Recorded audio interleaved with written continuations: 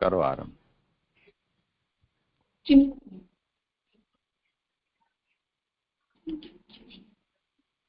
मंगलाचरण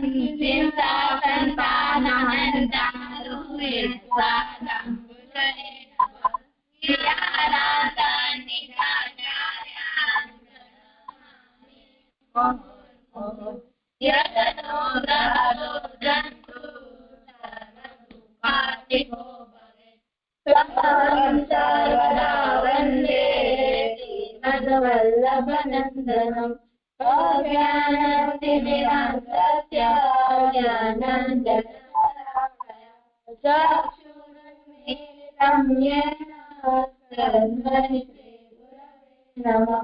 नमामि हृदये लक्ष्मीकान्तलीलाभिषेचमानं कलानिधिम् चतुर्भिश्च त्रिभिस्तथा सर्वे विराजते योषो पञ्चदारतये नमः। प्रणाम जीजे આજના ઉત્સવની વધાઈ હો રાશેશ. તું કરીશ કીર્તન? કીર્તન કરું. હા કરો. જી प्रगटे कृष्णाननद्विजरूपा प्रगटे कृष्णाननद्विजरूपा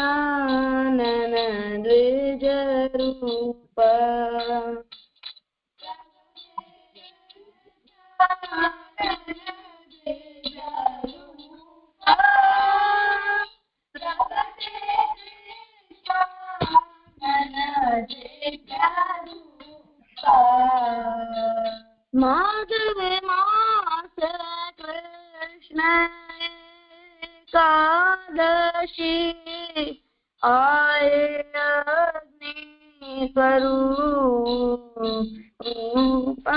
प्रगटे कृष्णानन द्विज रूप माधव माता कृष्ण एकादशी आए अग्नि स्वरूप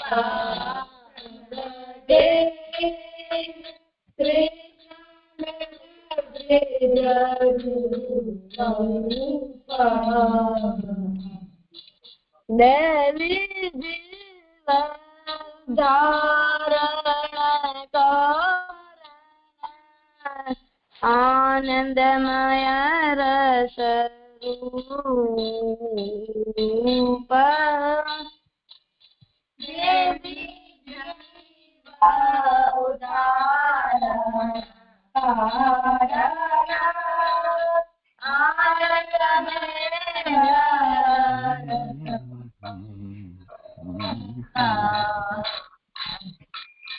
वल्लभ प्रभु गिरिधर प्रभु दो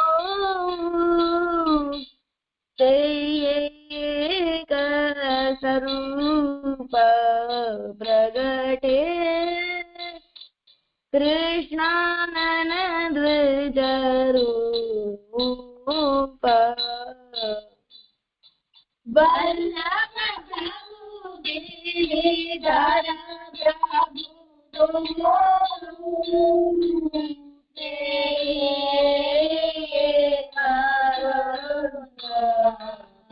प्रगटे कृष्णानन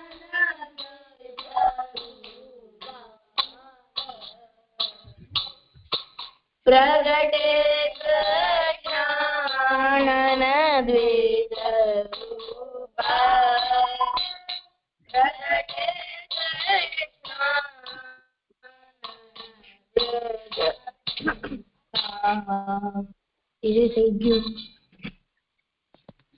प्रगटे प्रणाम जय जय। हाँ अक्षिता जय હું કીર્તન કરું? જરૂર। प्रगट भय ते दीप प्रगट भये ते रंग कुल दीप प्रगट भये ते रंग कुल दीप प्रगट भये ते रंग कुल दीप श्री लक्ष्मण भट्ट अति आनंदिता सुत मुख निरखत आई समीप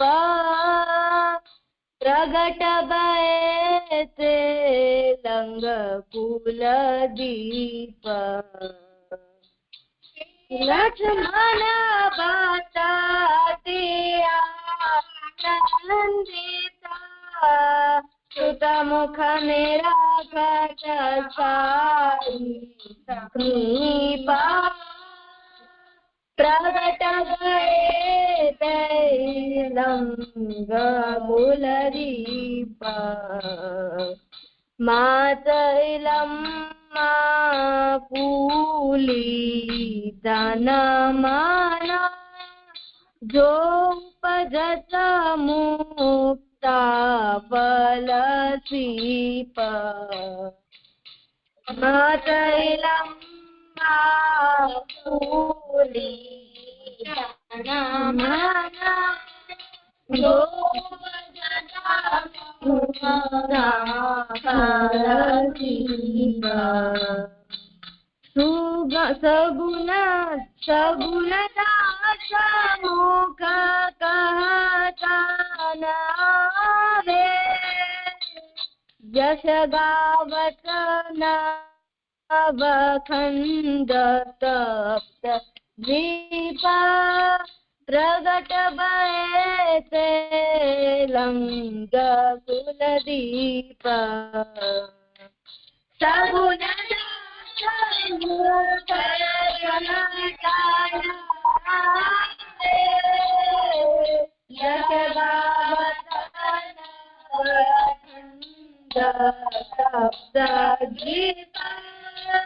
प्रगट लंग कुल दीप प्रगट कुल दीप प्रगट भये कुल दीप. થઈ ગયું. બહુ સુંદર. હો હવે શું તમને કરશો? પ્રણામ દેજે. હા ઋત્વી, જન્મદિવસ છે આજે તારો? જી જી. શાબાશ. ચાલ કર. શેઠ પુરુષોત્તમ દાસ નો બીજો પ્રસંગ. એકવાર શેઠ પુરુષોત્તમ દાસજી ઘર જઈને બધાને સત્સંગ કરતા. તો તેમને અડધી રાતે થઈ જતી, તો આવતા અડધી રાતે થઈ જતી. તો મહાદેવજીને તેમની ચિંતા થઈ અને તેમને તેમના માટે એક ચોકીદાર રાખ્યો અને કીધું કે તું શેઠ પુરુષોત્તમ દાસની રક્ષા કરજે, કારણ કે હું ચલાવવા અને ચોરી થાય છે એટલે. તો પછી શેઠ પુરુષોત્તમ દાસજી આવતા હતા, અડધી રાતે આવતા હતા. તો તેમના પાછળ તેમને લાગ્યું કે તેમના પાછળ કોઈ આવે છે. તો તેમને જોયું તો તેમને કીધું કે કોણ છે. તો પછી પાછળથી અવાજ આવી કે મને મહાદેવજીએ તારી રક્ષા માટે મોકલ્યો છે. તો જે પુરુષોત્તમ દાસજીએ કઈ કીધું નહીં અને ઘરે વહી ગયા. આમાંથી શીખ મળે છે કે આપણે વૈષ્ણવની મદદ કરવી જોઈએ. શાબાશ.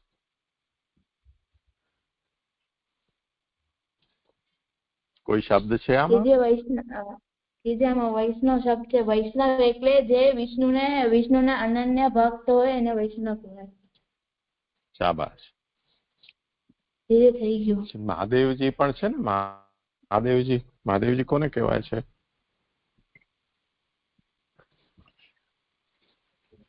દીદી ખબર નથી. નથી ખબર? રુચિરને પૂછો. મને હા દીદી રુચિર. હા મને એવું ખબર છે પરબ્રહ્મના 3 અંશ હતા, 3 ગુણ દેવતા હતા. એમાં એક એટલે 3 એમ ગુણ ભગવાન હતા. એમાંથી પેલા વિષ્ણુજી હતા, બ્રહ્માજી હતા, મહાદેવજી હતા. સત્વ ગુણ એ વિષ્ણુજી પાસે હતો, રાજસ ગુણ એ બ્રહ્માજી પાસે, તામસ ગુણ એ મહાદેવજી પાસે હતો. એ બધા ઠાકોરજીના બ્રહ્મા રૂપમાંથી પ્રગટ્યા હતા. પરબ્રહ્મના રૂપ ચિદંશ હતા. એ આખા પૃથ્વીને કંટ્રોલ કરે છે. 3 ગુણ છે, મને એટલું ખબર છે. ભક્તિ બતાવો થોડું કંઈક.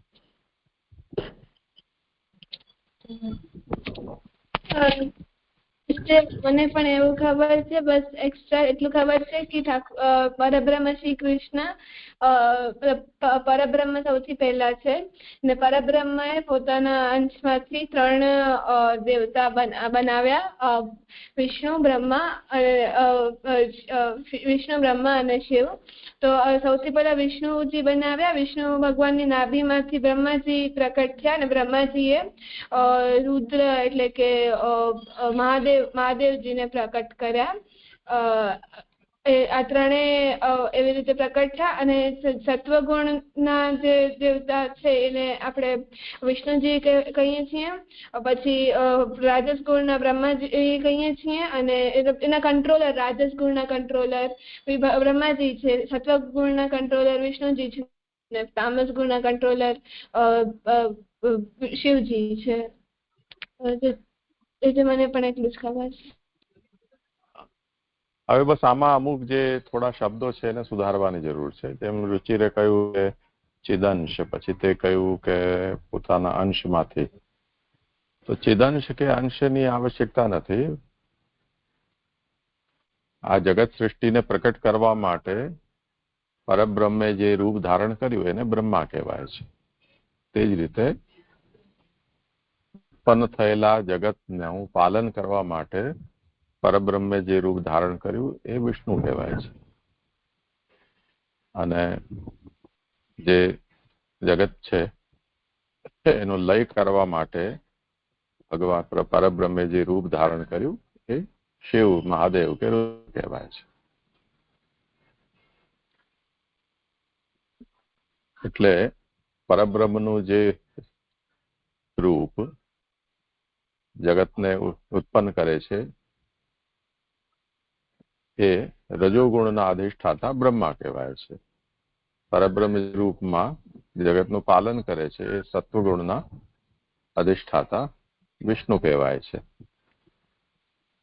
અને પરબ્રહ્મનું જે જગત સૃષ્ટિનો લય કરે છે એ તમોગુણના અધિષ્ઠાતા શિવ કહેવાય છે.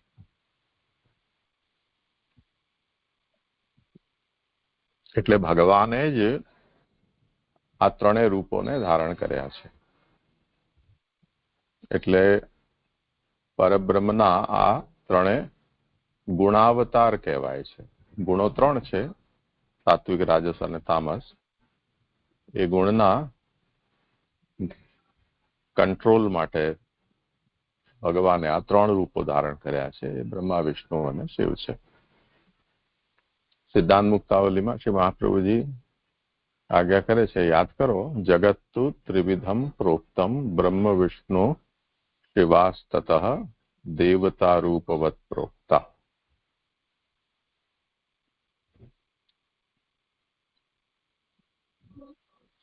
જગત ત્રિવિધ કહેવાયું છે. એટલે સત્વ, રજસ અને તમો ગુણાત્મક.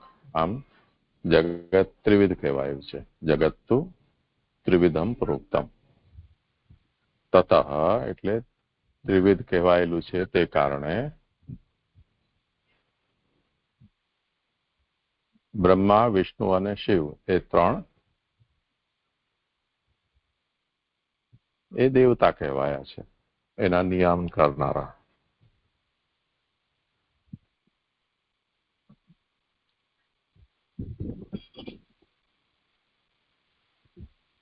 સમજાયું?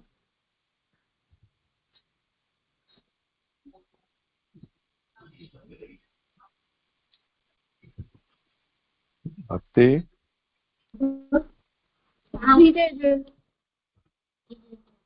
શું સમજાયું? તેથી એવું સમજાયું કે પરબ્રહ્મનો જે રૂપ છે તે જગત સૃષ્ટિ રચે છે, તેને બ્રહ્મા કહે છે, અને એ રાજસ ગુણના કંટ્રોલર છે. પરબ્રહ્મનો જે રૂપ છે તે જગત સૃષ્ટિને જે લય કરે છે એને શિવ કહેવાય છે. એ તમો ગુણના કંટ્રોલર છે. અને પરબ્રહ્મનું જે રૂપ છે જે સૃષ્ટિનું પાલન કરે છે તેને વિષ્ણુ કહે છે. તે સત્વગુણના કંટ્રોલર છે. ઠીક છે.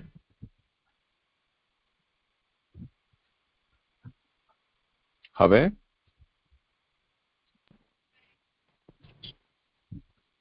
જે આપ શ્લોક કરાવવાના હતા. હા, પેલા તમે બોલશો ને.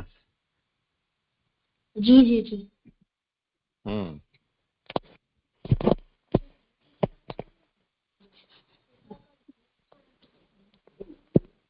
શ્રી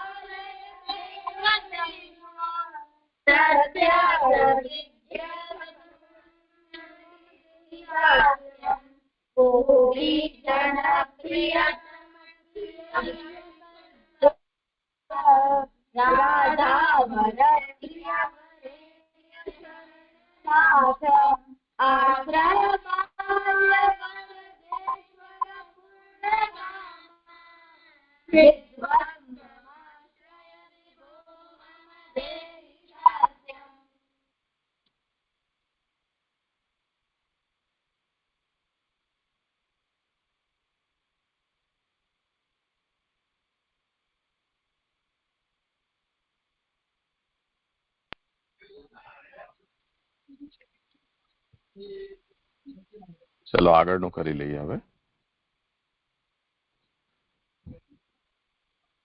કંદર્પ કોટી મદ હારણ तीर्थ कीर्ते विश्वैक वंद्य।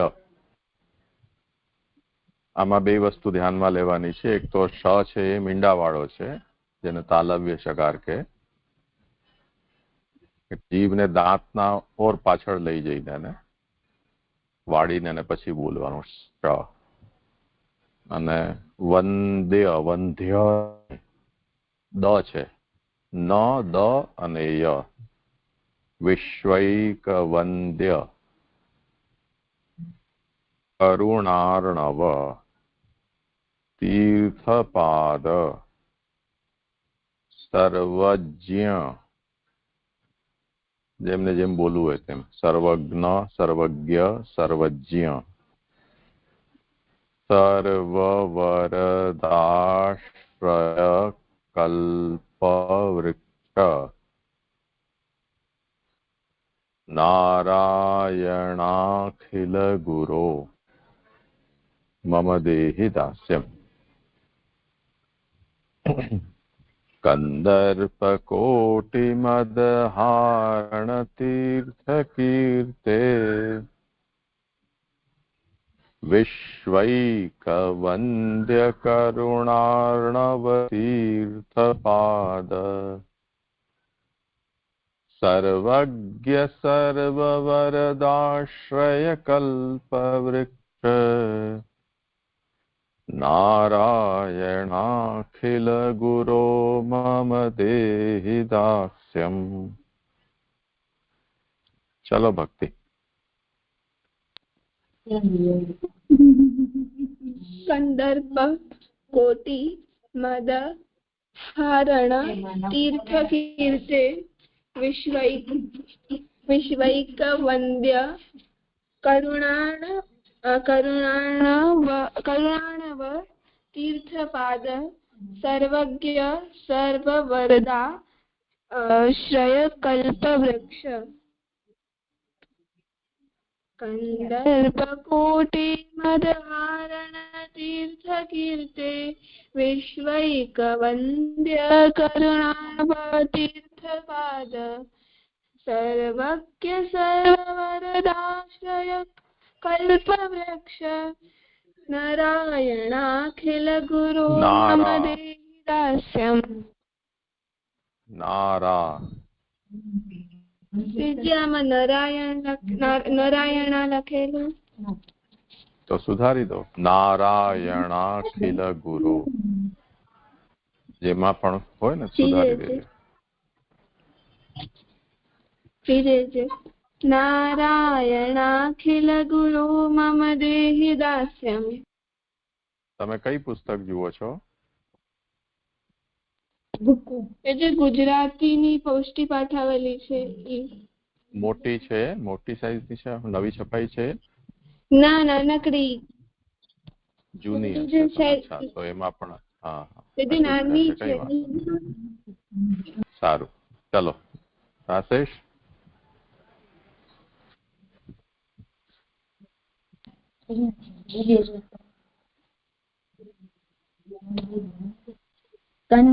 કંદર્પકોટિ મદહારણ તીર્થકીર્તે વિશ્વૈકવંદ્ય કરુણાર્ણવ તીર્થપાદ સર્વજ્ઞ સર્વવરદાશ્રય કલ્પવૃક્ષ નારાયણાખિલ ગુરો મમ દેહિ દાસ્યમ. કંદર્પકોટિ મદહારણ તીર્થકીર્તે વિશ્વૈકવંદ્ય કરુણાર્ણવ તીર્થપાદ સર્વજ્ઞ સર્વવરદાશ્રય કલ્પવૃક્ષ નારાયણાખિલ ગુરો મમ દેહિ દાસ્યમ. થોડું પહેલી પંક્તિમાં તારી ગડબડી લાગે છે, પાછું જરા બોલ. કંદર્પ કંદર્પકોટિમદહારણ તીર્થકીર્તિ વિશ્વૈકવંદ્ય ગાય ને કરુણા બોલવાનું નથી, ગાય ને. કંદર્પકોટિમદહારણ તીર્થકીર્તિ વિશ્વૈકવંદ્ય કરુણા. ઠીક છે, હા. ચલો રુચિર.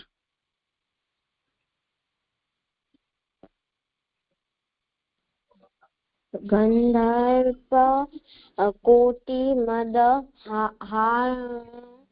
તીર્થકીર્તે વિશ્વૈકવંદ્ય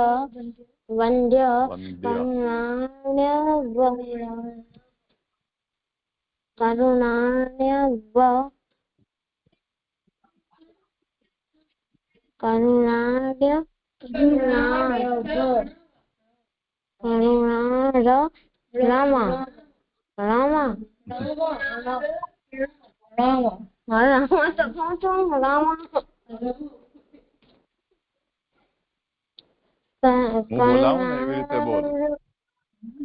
કરુણાર, કરુણાર એટલું બોલ.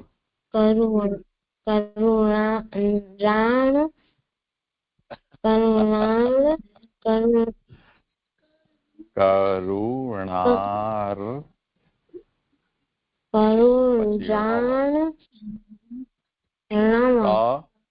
કરુણાર કરુણા કરુણા તો બોલ. હા, કરુણા એટલું બોલ. પછી કરુણાર અણવા.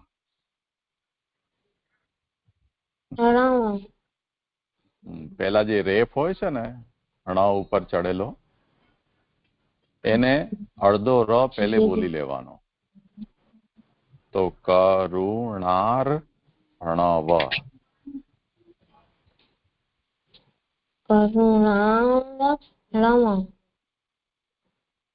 પાછું બોલ.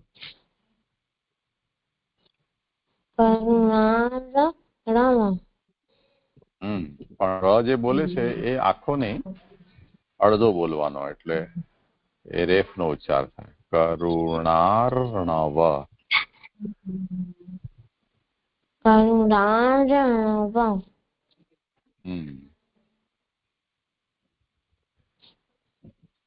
તીર્થપાદ સર્વજ્ય સર્વવરદા શ્રેય કલ્પવૃક્ષ નારાયણાખિલ ગુરુ મમ દેહિ દાસ્યમ. ગંધર્પકોટિમદહારણ તીર્થકીર્તે વિશ્વૈકંદ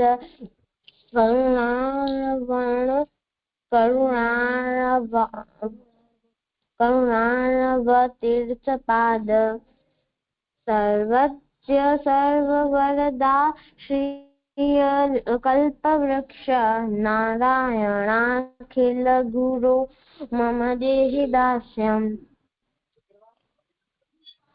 વિશ્વ બીજી પંક્તિ બોલતો ફરીથી.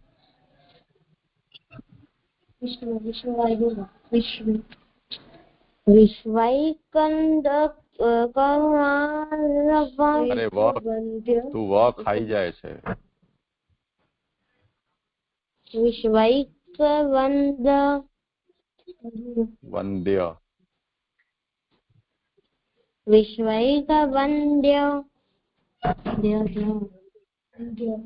વિશ્વૈકવંદ્ય. વિશ્વૈકવંદ્ય. હા બસ ઠીક છે. ચલો સાન્વી અર્પણ કરી લો તમે. હાજી આચાર્ય.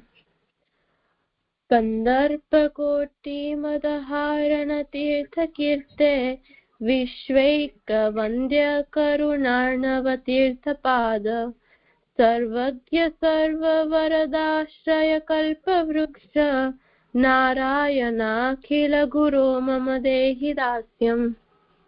શાબાશ. ચલો અર્પણ.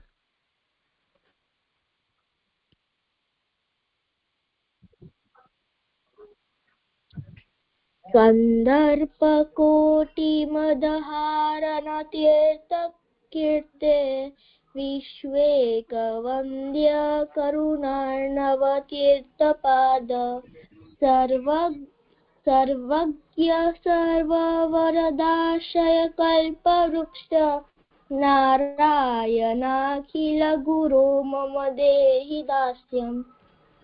શાબાશ. અરે આ લોકો રહી ગયા ને અક્ષિતા અને બોલો બોલી.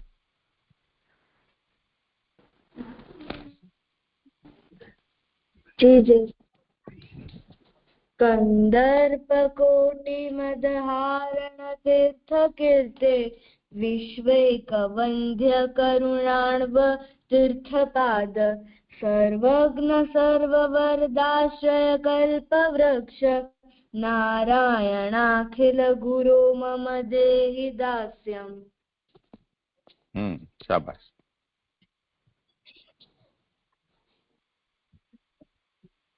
ચલો હવે કાલેનું અર્પણ. સાનવી તમે સાંભળ્યું હતું? હાજર. હા તો કરો. મને એવી સમજણ પડી હતી કે જે પંક્તિ છે દ્વિતીય સર્વથા ચિંતા ત્યાજ્યા સંસાર નિશ્ચયાત, તો એનો એ પંક્તિનો મતલબ એવો થાય કે જો ફળની પ્રાપ્તિમાં જો કોઈ પણ જો પણ વિલંબ હોય તો સંસાર નક્કી છે એવું વિચારીને દરેક પ્રકારની ચિંતાનો ત્યાગ કરવો, એવો શ્રી મહાપ્રભુજી કહે છે. પણ જો મોટી ચિંતાની પણ અહીંયા એવો પ્રશ્ન થાય કે આ તો મોટી ચિંતાની જ વાત થઈ, તો કેવી રીતે આ ચિંતા ન કરવી જોઈએ? તો એક રીતે એવી રીતે લઈ શકીએ કે ભગવાન શ્રી કૃષ્ણની જ સેવા પ્રાપ્ત હોય તો ફળની કેમ ચિંતા કરવી? સેવા પ્રાપ્ત હોવું એ જ એક મોટી વાત છે અને એ જ ફળરૂપ છે, એટલે ફળની ચિંતા ન કરવી જોઈએ. અને પણ જો ફળની ઈચ્છા તો બધાને જ થાય છે. નિરોલક્ષણમાં પણ એવી અભિલાષા જાગે છે કે મને ક્યારે એવું દુઃખ થશે જે યશોદાજી અને નંદરાયજીને થતું જ્યારે ભગવાન વનમાં પધારતા, કે એવી પણ અભિલાષા થાય છે કે મને ક્યારે એવું સુખ થશે જે ગોપીજનોને થતું જ્યારે ભગવાન ફરીથી ત્યાં વનમાંથી પધારતા. તો આવી ફળની અભિલાષા તો થાય છે અને ચિંતા પણ એવી થાય છે, તો એ ખોટી વાત નથી હોતી. તો અહીંયા શ્રી મહાપ્રભુ એવું નથી કહેતા કે આ શ્લોકમાં એવું કહેવા માંગે છે કે એવી ચિંતા ન કરવી કે ફળની પ્રાપ્તિ થાય જ નહીં. ફળની પ્રાપ્તિ તો થશે જ, કારણ કે ભગવાન જેને આત્મનિવેદન કરેલું છે ભગવાને, તો એમને લૌકિકમાં ભગવાન એમને બંધાયેલા નહીં રાખે, સંસારમાં જ નહીં રાખે. ખાલી ફળમાં વિલંબ થાય તો જે વિલંબ થાય છે તો એની ચિંતા ન કરવી જોઈએ. એટલે એવું નથી કે ફળ મળે જ નહીં, પણ ખાલી ભગવાન એવું વિલંબ કરે છે.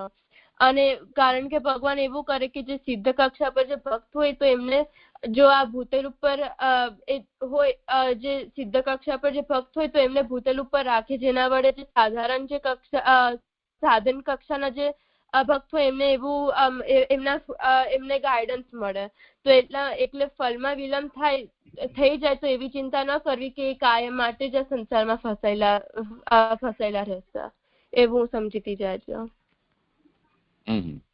અચ્છા. ઓર અર્પણ ભક્તિ કોઈને બીજા કોઈને જે મનમાં એવી સમજણ પડી હતી કે અહીંયા શ્રી મહાપ્રભુજી અહીંયા ભક્તને આશ્વાસન આપે છે કે અહીંયા ભક્તને ચિંતા ના કરવી જોઈએ, કે જ્યારે એમને ખબર પડે કે ભગવાન પર એની ભગવાન એવી ઈચ્છા નહીં કરી ફળ આપવાની, તો આમને જોઈએ. કારણ કે ભક્તને અહીંયા એવું ના માનવું જોઈએ કે ખાલી ફળ નહીં આપવાના, ખાલી ફળમાં વિલંબ થાય છે એવું માનવું જોઈએ. અને સેવા જે ફળ રૂપા છે, તો અહીંયા શ્રી મહાપ્રભુજી ભક્તને આશ્વાસન આપી રહ્યા છે. અને ભક્તને ફળની ઉપેક્ષા તો હોય છે જ, કે જ્યારે સંસારમાંથી એ છૂટે ભગવાન એમને જલ્દી લઈ લે તો પણ એમને ચિંતા ના કરવી જોઈએ કે જ્યારે ભગવાન ઈચ્છા ના કરે ફળ આપવાની. મને એવી સમજણ પડી હતી છે.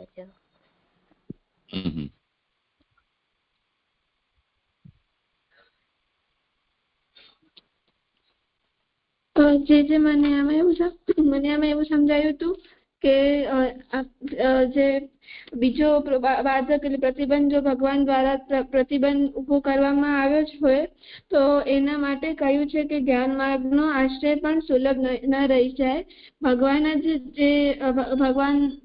ભગવાન જ ન ઈચ્છે તો આપણે શું કરવું?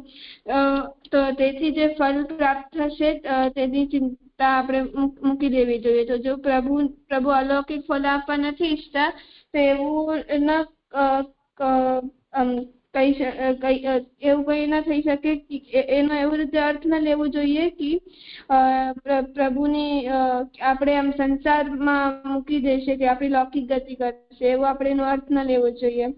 ભગવાન ભક્તને હમણાં ફળ આપવા નથી માંગતા, તે નિશ્ચય થઈ જાય તો તે સ્થિતિમાં આપણને પ્રાપ્ત એવી સ્થિતિ આપણી જે એવી સ્થિતિ થઈ જાય ત્યારે આપણને વિવેક રાખીને તે સ્વીકારવું જોઈએ. પ્રભુ ભક્તિ માર્ગીને ફળ દેવા નથી ઈચ્છતા તે ચિંતાનો વિષય છે. તો અહીંયા ચિંતા દરેક પ્રકાર છોડવાનું એમ કહ્યું છે. તો અહીંયા આશ્વાસન રૂપે એમ પણ નથી કહ્યું કે ભક્ત છે એ ભગવત સેવા કરી રહ્યો છે તે ફળ ઓછું છે, એટલે એના માટે તો ભગવત સેવા છે એ જ ફળ થઈ ગયું. મહાપ્રસાદ છે એ જ અલૌકિક ભોગ થઈ ગયું. તો પ્રભુનું સાનિધ્ય પ્રાપ્ત થાય છે ને તો ફળ તો તેને પ્રાપ્ત જ છે. એમાં એમ પણ અહીંયા કહી શકતા હતા, પણ પ્રભુ દ્વારા પ્રતિબંધ કરવામાં આવે ત્યારે સંસાર નિશ્ચિત છે એવું વિચારીને ચિંતાનો ત્યાગ કરવો. ભગવાન જે ફળ પ્રદાન કરે છે તેનો કોઈ ટાઈમ બોન્ડ કોર્સ નથી. એટલે કે આટલા વર્ષ મેં સેવા કરી તો હવે મને પ્રભુએ મને એટલું જ આપવું જ પડે, તો એવી રીતે ન થઈ શકે. પ્રભુ પણ આમાં બંધાયેલા નથી કે કોઈ ભક્ત સેવા કરી રહ્યો છે એને ભગવાન ફળ પ્રદાન કરે જ. ભક્તિવર્ધિની વગેરે ગ્રંથમાં જે અવસ્થા વર્ણવાયેલી છે તેના મનોરથો કરવાનો પ્રયત્ન કરવો. જેને એવો નિશ્ચય થઈ જાય છે કે જેને એવો નિશ્ચય થઈ જાય કે જે પણ કહ્યું છે આગળના ગ્રંથમાં એ બધું જ કરી રહ્યો છે કે અને એવું કોઈ હોય ને કઈ કરતો નથી કે અધૂરો મૂકે છે અને એના વિરુદ્ધ આચરણ પણ કરે છે, અને તે સ્થિતિમાં જે ભક્તિ માર્ગીય શ્રેષ્ઠ અવસ્થા પ્રાપ્ત થઈ મુશ્કેલ છે. આપણે એનો એક્ઝામ્પલ ગોકુલનાથજીનો આપ્યો હતો કે સેવા તો બાપ બેટા કર ગયે, હવે તો બધા લકીર પીટે છે. એટલે કે હમણાં કલયુગમાં અગર આવા ભક્ત છે જે એક તો જે સેવાની જે પદ્ધતિ બતાવી છે એ અધૂરી કરે છે અને એના પછી વિરુદ્ધ આચરણ પણ કરે છે, તો એને આ પછી અવસ્થા જે વ્યસન અવસ્થા છે ત્યાં સુધી પહોંચવા માટે બહુ જ મુશ્કેલી થશે. તો ગોકુલનાથજી એમ કહ્યું હતું કે લકીર પીટવા માટે મળે છે એ પણ બહુ મોટી વાત છે અમારા માટે. તો નિરોધ લક્ષણમાં જે સમજાવ્યું છે કે અભિલાષા થાય છે ભક્તને, યશોદાજીને જે દુઃખ થાય છે એવો દુઃખ મને પણ થાય, એવી અભિલાષા થાય છે. એ પ્રભુ મારી જોડે ક્યારે બોલશે કે ભક્તને જે તો એને આસક્તિ વ્યસનાદી અવસ્થા પણ નથી થઈ રહી અને ભક્તને એવો લાગે છે કે આમાં પ્રભુ ઈચ્છા નથી એટલે એને ભગવતકૃત પ્રતિબંધ છે.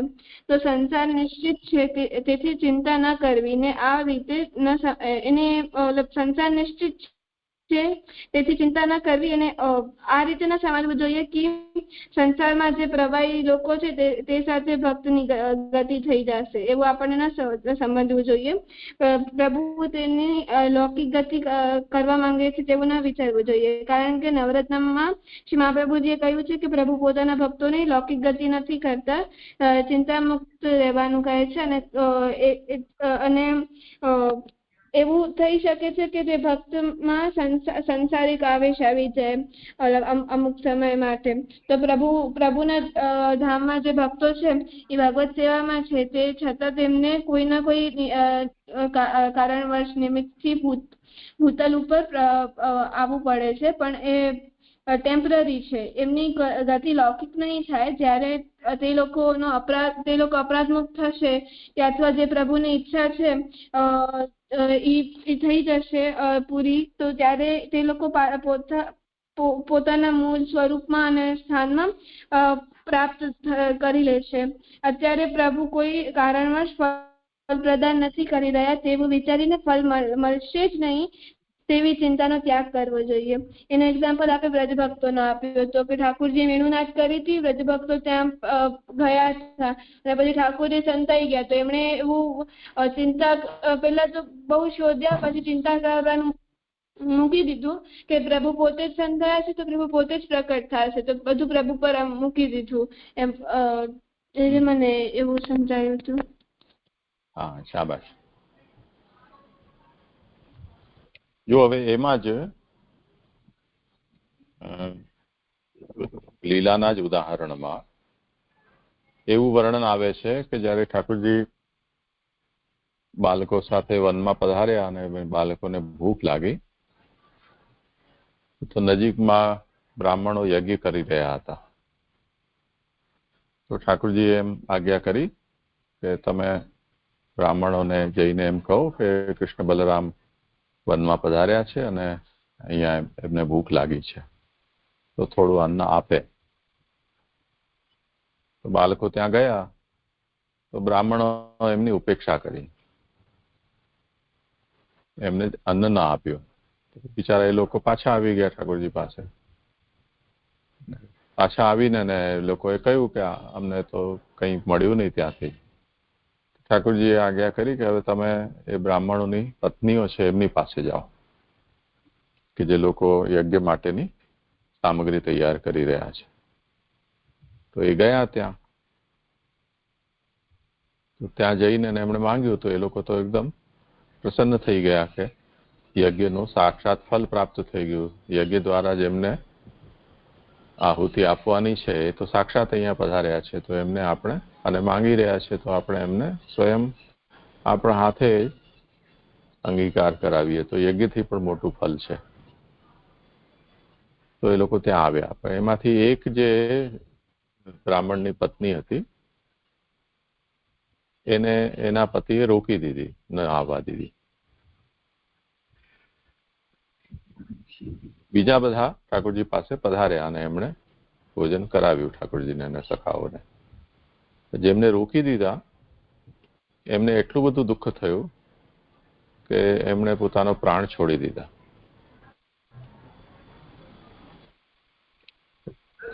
તો હવે જુઓ, આ એક જાતનો પ્રતિબંધ છે.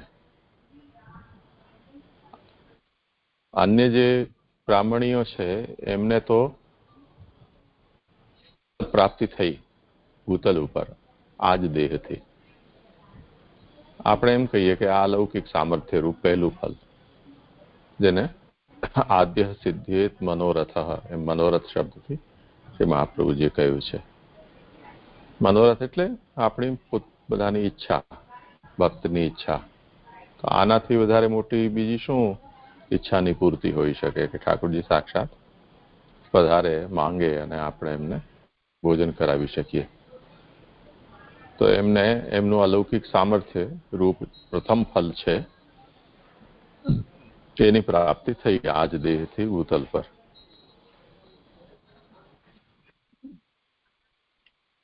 પરંતુ જેને પ્રતિબંધ થયો એને ન થઈ શકી.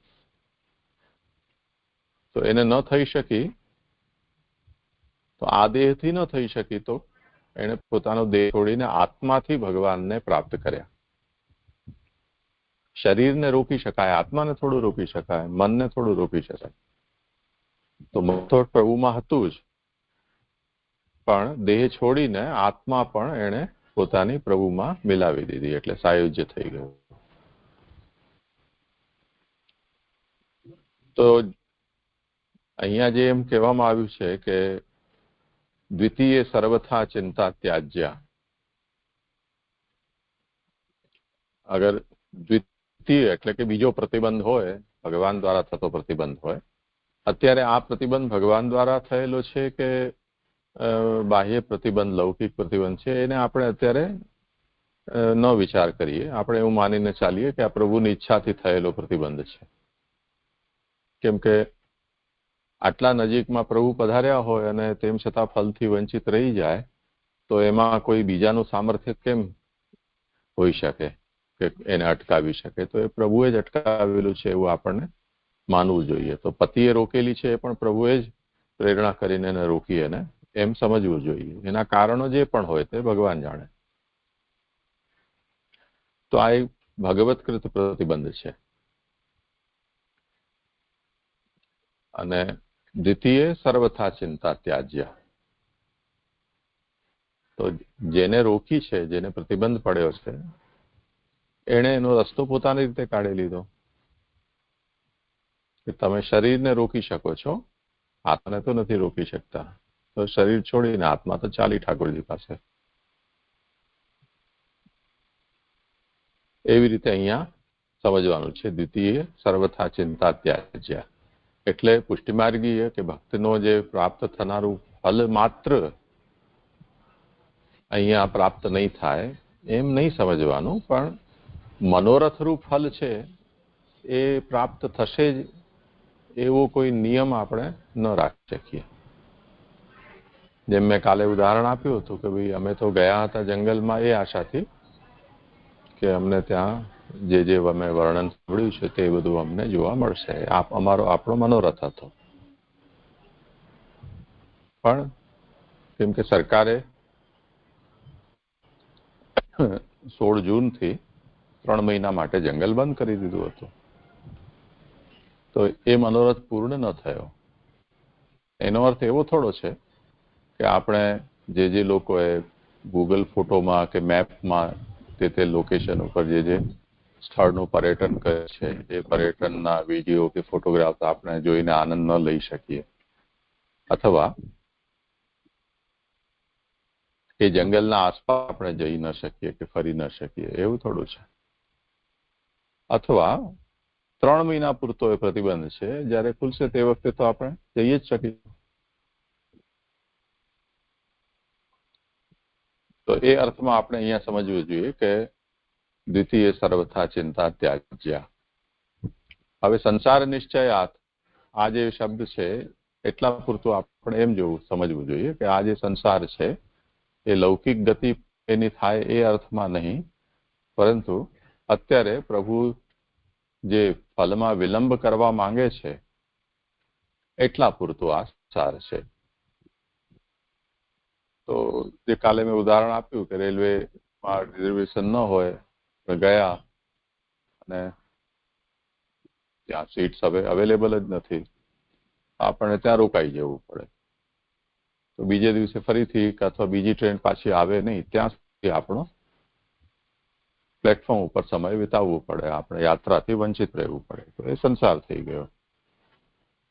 હવે એ સંસાર ભક્તને ગમે એવો કે ભક્તને ઈચ્છેલો છે એવો નહીં, પરંતુ એક નિયતિ રૂપમાં અથવા સજાના રૂપમાં આપણને મળેલો છે.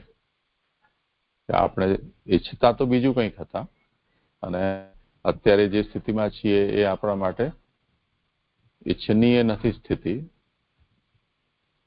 પણ પ્રભુની એવી ઈચ્છા છે કે હજી થોડું ઓર તપાવવા છે, તપીને પછી. તો એ અર્થમાં આ સંસાર નિશ્ચયા કે પ્રભુની ઈચ્છા એવી છે કે હજી તમે જે લોકમાં છો ત્યાં રહો.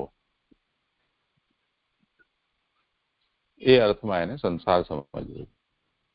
તો દ્વિતીય સર્વથા ચિંતા ત્યાજ્ય સંસાર નિશ્ચયા. આટલી વાત આપણે સમજવાની છે. સમજાય ને વાત? નવી કોઈ વાત નથી કરી, એ જ વાતને મેં થોડી અલગ રીતે કહી છે.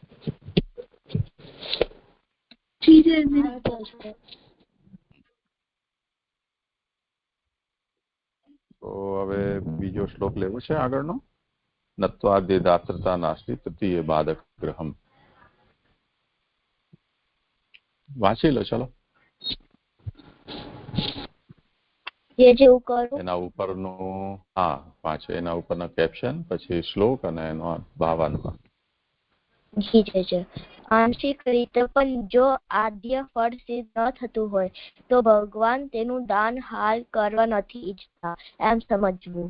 આવે સમયે ભક્ત દ્વારા કરાતી સેવાને આદિ દૈવિક ન જાણવી. આવી પરિસ્થિતિમાં ભોગ વૃત્તિથી છુટકારો ત્યારે જ પામી શકાય કે જ્યારે ગુણ ગાંધી વ્યસન દશા સિદ્ધ થાય અને ગૃહ પરિત્યાગ કરો શક્ય બને.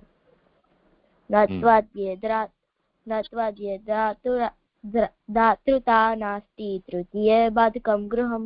અર્થ પ્રથમ ઉદ્વિગ્નામ પ્રતિબંધમાં ભગવાનને ફળ દેવાની ઈચ્છતા નથી એમ જાણવું. ત્રીજા બાધક લૌકિક ભોગના પરિત્યાગમાં બાધક રૂપ ગૃહનો પરિત્યાગ કરવો જોઈએ. તો મનનમાં એ સમજણ પડી કે જો ભગવાન સેવાનું ફળ દેવાની ઈચ્છતા ના હોય તો આમને ચિંતા આમને છોડી દેવી જોઈએ અને આમને ચિંતાને છોડી દેવી જોઈએ. અહીંયા ત્રીજું બાધક આપે છે લૌકિક ભોગનો, અને કેમ આપણે લૌકિક ભોગનો અમને ત્યાગ કરવો જોઈએ. છેલ્લાના શ્લોકમાં આપણે બે જોયા હતા, બે રીઝન. એક તો એક વિઘ્ન વાળું સવિઘ્ન છે અને બીજું એ અલ્પ વાળું છે એટલે લોક વાળું છે. અને અહીંયા હવે ત્રીજું બાધક આપે છે લૌકિક ભોગનું જે છે અહીંયા ત્રીજું બાધક આપે છે કે અહીંયા બાધક રૂપ છે, અહીંયા પરિત્યાગમાં બાધક રૂપ બને છે અને આપણે ગૃહનો પરિત્યાગ કરવો જોઈએ. મને એવી સમજણ પડી જાય છે. ફરીથી જોઈ લો. નત્વાદ્યે દાતૃતા નાસ્તિ.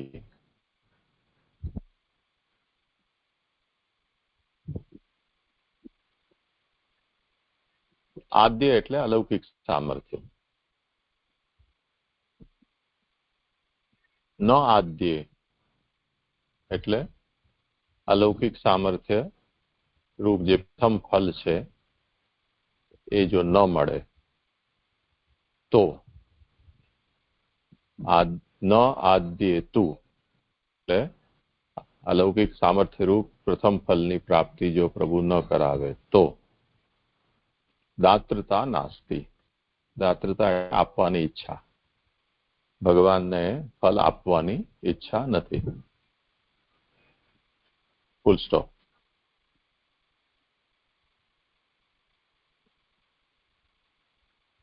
તો જેવી રીતે ભગવત્કૃત પ્રતિબંધમાં આપણે જોયું તે રીતે અહીં પણ એટલે બે પ્રતિબંધમાં આપણને ફલમાં જે પ્રતિબંધ છે એ પર્ટિક્યુલરલી કયા ફલમાં પ્રતિબંધ પ્રભુ કરી રહ્યા છે એ તો આપણને ન કહી શકીએ. એટલે જીવતા જે ફલ પ્રાપ્ત થાય છે એમાં પણ પ્રતિબંધ હોઈ શકે, મૃત્યુ પછી જે ફલ પ્રાપ્ત થાય છે એમાં પણ પ્રતિબંધ હોઈ શકે. તો એ વિષયમાં આપણે કંઈ નથી કહી શકતા. પ્રભુની જે ઈચ્છા હોય તે. જો મૃત્યુ પછી ફલ પ્રદાન પ્રભુ ન કરવા ઈચ્છતા હોય તો આપણે એમ સમજી શકીએ કે હજી એક જન્મ આપણને લેવા પડશે જો પ્રભુ જન્મ કરાવી રહ્યા છે તો ફરી જન્મ આવશે તે પછી જોઈશું. જેમ આપણે આમના વિજયના શાપના ઉદાહરણમાં જોઈએ છીએ કે એમને 3 વખત જન્મ લેવા માટેનો શાપ થયો. તો એમણે એવો પ્રયત્ન રાખ્યો કે અમે એવું કરીએ કે જેથી ભગવાને દરેક જન્મમાં બને એટલું જલ્દી અવતાર લઈને અને એ જન્મ એમનો સમાપ્ત કરી દે. એટલે 3 જન્મમાં એમણે બહુ જ ઘોર એવા વિરુદ્ધ કાર્યો કર્યા. એટલે ભગવાનને ઉતાવળથી પધારવું. જેમ નાનું બાળક હોય એ વાત સમજી જાય કે જો એ શાંતિથી રમતો રહેશે કે સૂતો રહેશે તો એની માં કે એના પરિવારજનો એની પાસે નહીં આવે, નિશ્ચિંત થઈને પોતાના કામમાં લાગેલા રહેશે કે ચલો શાંતિ થઈ. પણ જો એ રોકકડ કરશે કે કંઈ તોડફોડ કરે કે પડે કરે તો બધા દોડીને એની પાસે આવી જાય. તો એવી રીતે જય વિજયે પણ એ પ્રકારનો જ પોતાનો વ્યવહાર રાખ્યો કે જેથી જલ્દીથી એમના એ 3 જન્મ સમાપ્ત થઈ જાય અને એમને ફરીથી ભગવાનના પાર્ષદ તરીકેનું સ્થાન પ્રાપ્ત થઈ જાય, પ્રભુની સેવામાં પહોંચે. એવી રીતે અહીંયા પણ એ વાત સમજવાની છે કે જો પ્રભુ પુષ્ટિજીવને કે ભક્તને મૃત્યુ પછી પ્રાપ્ત થનારા જે ફલ છે એમાં ભગવાનની ઈચ્છા નથી થઈ રહી, તો હજી સંસાર નિશ્ચયાતનો અર્થ એક આપણે આ રીતે પણ લઈ શકીએ કે જીવાત્માને ફરીથી જન્મ લેવા પડશે. તો જેમ ભક્તના જન્મ થાય તો એવી રીતે અવતાર ચરિત્રથી ભગવાને એ પણ કહ્યું કે ભગવાન પણ અવતરિત જ છે એ ભક્તનો ઉદ્ધાર કરવા માટે. એવી રીતે પ્રભુ પણ દરેક વખતે ભક્તને કોઈને કોઈ નિમિત્તથી એનો ઉદ્ધાર કરશે, એને ફલની પ્રાપ્તિ કરાવશે. એ કેટલા જન્મ છે, શું છે, એ વિષયમાં પ્રભુની ઈચ્છા જ એમાં નિયામક હોય છે. વાર્તામાં એવું આવે છે કે દામોદરદાસજીના વિષયમાં શ્રી ત્યાં એમ મહાપ્રભુજી આજ્ઞા કરે છે કે હજી દામોદરદાસને 10 જન્મનો અંતરાય છે, તો હજી એમના 10 જન્મ એમને લેવા પડશે એવું વાર્તામાં આવે છે. હવે જે પણ હોય પણ સમજવા માટે તો એ ઘણી સારી વાત છે કે કોઈક વિલંબ ફલમાં પ્રભુ કોઈક જીવાત્માને કરતા હોય છે તો એમને ફરીથી જન્મ લેવો પડે છે. હવે એ જન્મ લેવું એ ભક્તને અભિષિત નથી, એમને એ સારું નથી લાગતું, પણ પ્રભુની ઈચ્છા જ છે તો એ સંસારની પ્રાપ્તિ એના માટે નક્કી થઈ ગઈ છે.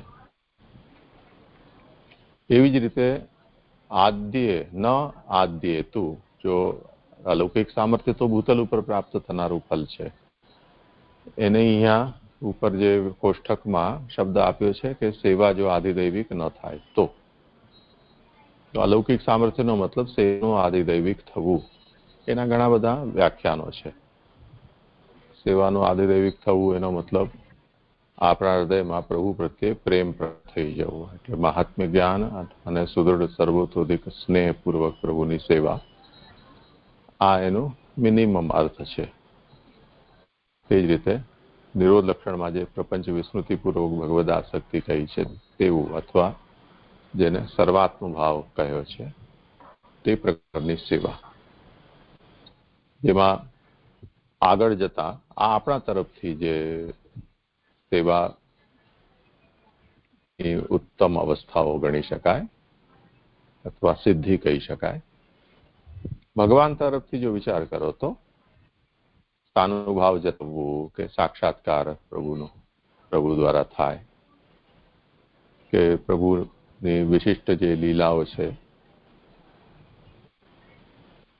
એના દર્શન કે એમાં સામેલ થવાનું સૌભાગ્ય પ્રાપ્ત થાય, જે લીલામાં અને ભક્તિ ચરિત્રોમાં પણ આપણને જોવા મળે છે. તો આ ભગવત સેવાની આધિદૈવિકતા છે.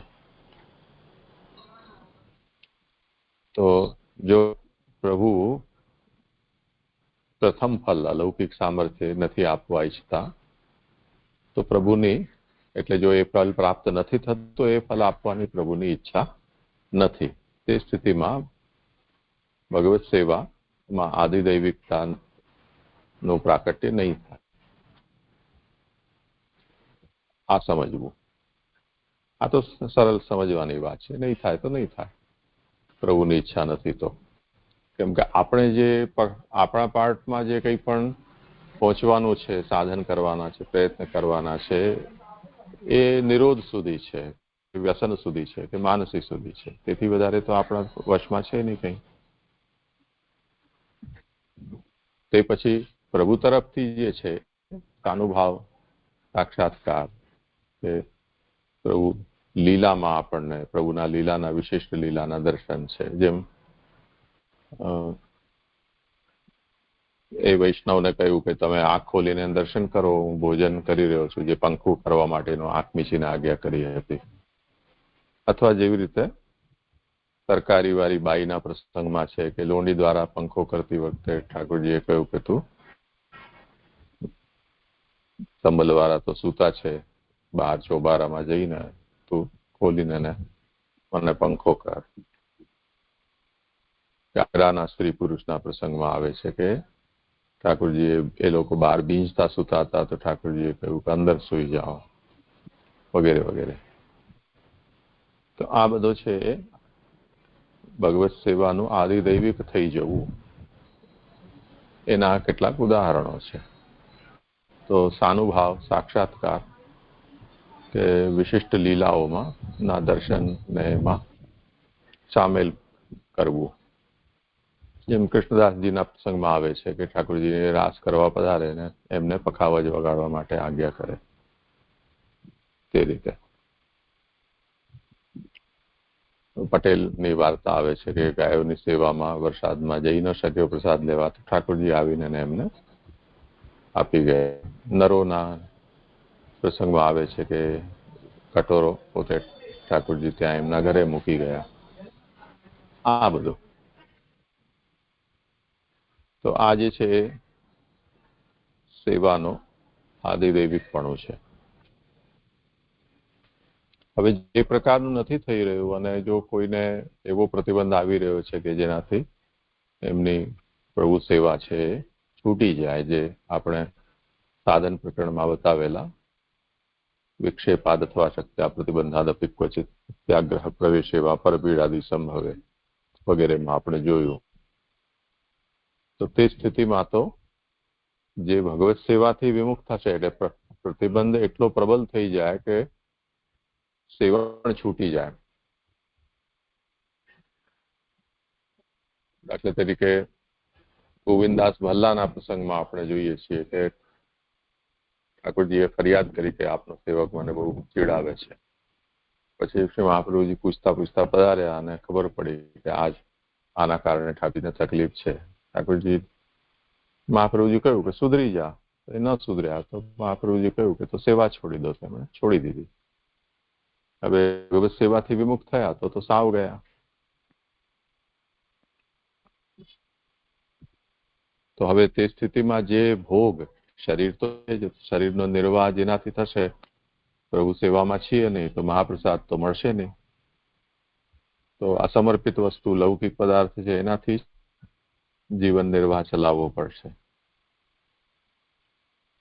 તો જે સેવા ફલમાં પ્રતિબંધક જે ત્રણ વાત કહી, ઉદ્વેગ, પ્રતિબંધ અને ભોગ, એટલે કે લૌકિક ભોગ, એ તો જ્યાં સુધી યા તો ભગવત સેવામાં તત્પર થઈને એને પૂર્ણ સમર્પિત ન થાવ તો લૌકિક ભોગ છે, અથવા તો ગ્રહ ત્યાગ કરો તો છૂટે. ગ્રહ ત્યાગ તો ત્યારે થાય કે જ્યારે શ્રવણ કીર્તન કરતા કરતા બીજ ભાવ દ્રઢ થાય અને પછી ઘર બાધક લાગે અને બાધક ગ્રહનો ત્યાગ કરે. ભક્તિવર્ધિનીમાં કયા પ્રમાણે ને નિરોધ લક્ષણમાં કયા સંન્યાસ નિર્ણય પ્રમાણે. તો તૃતીય બાધકમ ગ્રહમ, એ તો ગ્રહ છે એ બાધક છે અને એનો ત્યાગ થાય ત્યારે જ લૌકિક ભોગ પણ છૂટે, અને તો લૌકિક ભોગ રહેશે જ. આટલી વાત આમાં કહેવામાં આવી છે. ઠીક છે, અને આજે એટલું જ રાખીએ, સમય થયો છે. કાલે આગળ કરીશું.